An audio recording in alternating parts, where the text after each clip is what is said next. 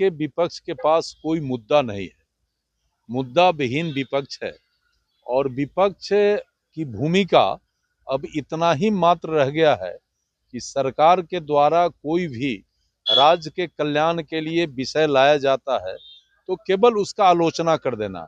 हर एक योजना का क्रियान्वयन अधिकारियों के साथ समन्वय कर सरकार और अधिकारी के समन्वय से इस राज्य में, पूरे देश में, पूरे दुनिया में होता है ना। और अभी जो आज का जो ये महामहिम का अभिभाषण था, निश्चित रूप से उसमें कई ऐसे महत्वपूर्ण चीजों को उन्होंने दर्शाया है कि बिहार के लिए बहुत ही बेहतर और प्रगति के लिए एक मिसाल है। जेडीयू विधायक इंजीनियर अजीत कुमार हमारे साथ बातचीत करने के लिए हैं। राज्यपाल का आज अभिभाषण हुआ, विपक्ष के लोग तो कह रहे हैं कि नया कुछ नहीं, आपको कुछ नया नजर आया? देखिए, बिहार के विपक्ष के पास कोई मुद्दा नहीं है, मुद्दा विहीन विपक्ष है और विपक्ष की भूमिका अब इतना ही मात्र रह गया है कि सरकार के द्वारा कोई भी राज्य के कल्याण के लिए विषय लाया जाता है तो केवल उसका आलोचना कर देना। हम आपके माध्यम से बिहार के विपक्ष से जानना चाहते हैं कि 2005 के पहले बिहार में क्या था। आज जब माननीय मुख्यमंत्री के नेतृत्व में पिछले 20 वर्षों में बिहार प्रगति के रास्ते काफी आगे बढ़ा है और फिर और आगे बढ़े, समृद्ध बने, बिहार देश में प्रगतिशील राज्य के रूप में इसका पहचान बने, इसके लिए बिहार की सरकार काम कर रही है।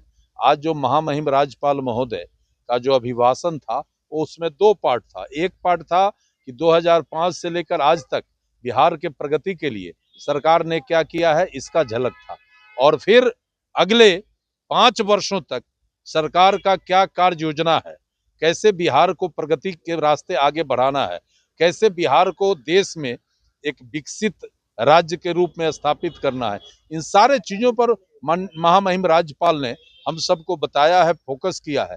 इससे बेहतर कोई अभिभाषण नहीं हो सकता है और महामहिम राज्यपाल का अभिभाषण पूरा का पूरा तथ्यों से युक्त था और निश्चित रूप से यह अभिभाषण और उनके द्वारा जो हम सब माननीय सदस्यों को जो बताया गया है, निश्चित रूप से बिहार के प्रगति के लिए एक मिसाल बनेगा।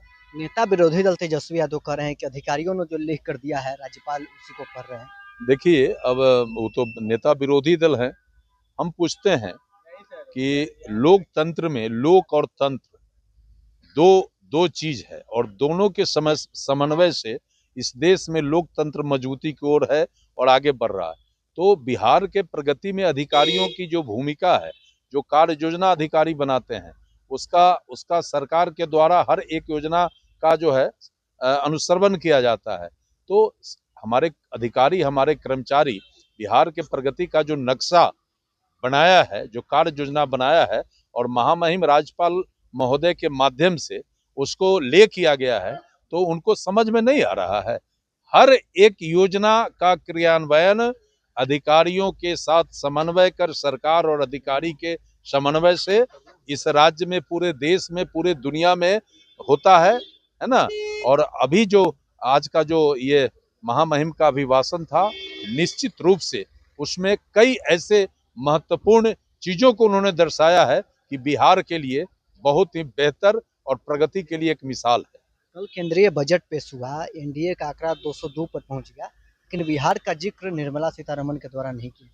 देखिए, भारत सरकार बिहार को जिस तरीके से गंभीरता से लिया है और लगातार मदद बिहार सरकार को मिल रहा है, ऐसे में केंद्रीय बजट में निश्चित रूप से बिहार को कई ऐसे महत्वपूर्ण योजना कार्यक्रम से बिहार को नवाजा गया है।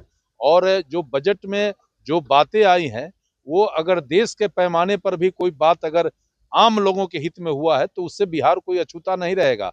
इस बजट में बिहार के प्रगति के लिए बहुत सारे चीजों को लाया गया है और दर्शाया गया है।